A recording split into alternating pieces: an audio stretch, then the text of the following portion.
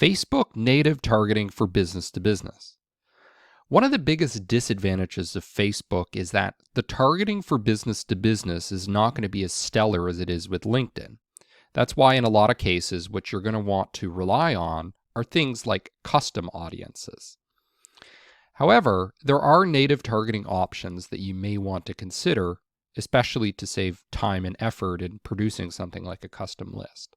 So let's take a look at what those are. So we're going to see the native targeting options here under a section called detailed targeting. And we're going to hit edit and hit browse. We can see that there are three clusters of options here. The first is demographics, the second is interest, and the third is behaviors. The one that is going to be the most useful for us in business to business is actually demographics. However, most of the demographics are not going to be useful. There's actually just one section under here that is going to be incredibly useful for us, and it's called work. So education might occasionally be useful, but generally not. Financial, life events, parents' relationship, these are all more of business to consumer variables, but the work variables are going to be the most interesting for us. So employers is going to be incredibly useful. Industries is also going to be very useful. And perhaps even more so will be job titles. Now, one of the limitations with Facebook, in my experience, is that the targeting is often just much smaller. So, for example, going after a particular job title, I may find there are 10 times as many people on LinkedIn. But Facebook offers a number of different advertising options that aren't going to be available on LinkedIn. There are also ways to get ads cheaper using Facebook ads. So it's also just a great way to expand your reach beyond LinkedIn, and that's why you're going to want to consider these options. So my number one recommendation is to use demographics, and specifically the variables under work. Now, the second cluster of variables that we have here are interests. Now, interest gives us a lot of different interesting options, and we can even just type in any word we want to see if people are interested in that topic. The problem with interest, however, is that Facebook defines them so loosely that you may find that actually 30%, maybe 50%, it varies.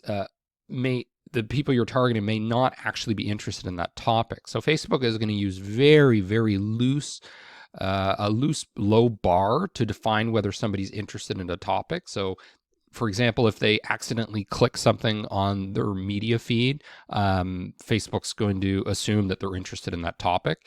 In fact, it may be the opposite. It may be that they dislike it. So be very cautious with using the interest targeting. I think you can experiment with it because you can get much more precise. You could also, for example, use demographics as kind of your high-level definition of the target audience and then layer that with interest. I think that would be a safer approach, but I would just be very cautious because what Facebook is trying to compel you to do is to go broad. So back in the day when Facebook first started with advertising, it wasn't based on these loose definitions of interest. It was much more precise and there was much more transparency about who you're targeting. But now it's getting vaguer and vaguer because Facebook basically wants you to go broader and broader, and that's not necessarily in your best interest, no pun intended. Now, the last cluster of variables that we have here is behaviors, which may also be useful, but probably not as often as the work variables under demographics.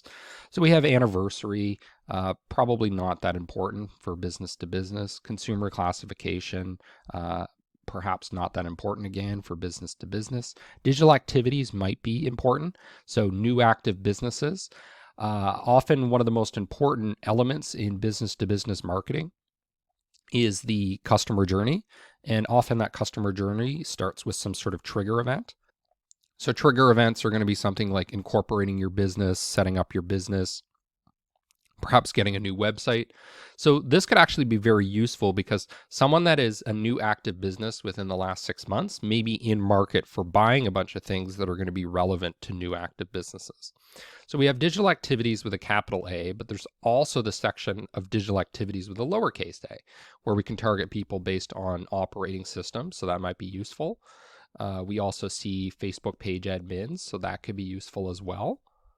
And it gets more granular. So, for example, food and restaurant page admins, community and club page admins. So, if you're in the restaurant business, this would be useful. If you're in the health and beauty business, this might be relevant. Retail page admins, sports page, travel and tourism page admins. Again, useful information from a business to business perspective. Internet browser use, this could be useful. So, for example, if you're selling a Chrome plugin, then it's going to be useful to target people that are actually using Chrome. That will be helpful. You're targeting small business owners, that could be useful. Technology early adopters could be useful. Expats, probably more useful from the perspective of business to consumer. A lot of these variables are going to be important sometimes with business to business as well as business to consumer. So, mobile device user. And under more categories, another thing that may be used in niche cases would be marketing to people that are marketing API developers. So those are the native targeting options available to you in business to business marketing. I encourage you to experiment, and I also encourage you to be very cautious, because what you may find is that you're getting tons of clicks or tons of video views. A lot of optimistic results may be coming in, but when you actually look deeper into the funnel, you may find those people are not requesting demos, they're not becoming paying customers. And a lot of that may be a function of Facebook simply going too broad with who they're targeting, and they may not actually be a relevant audience. So be very careful with and take with a grain of salt the data that are coming in from the results of your campaigns.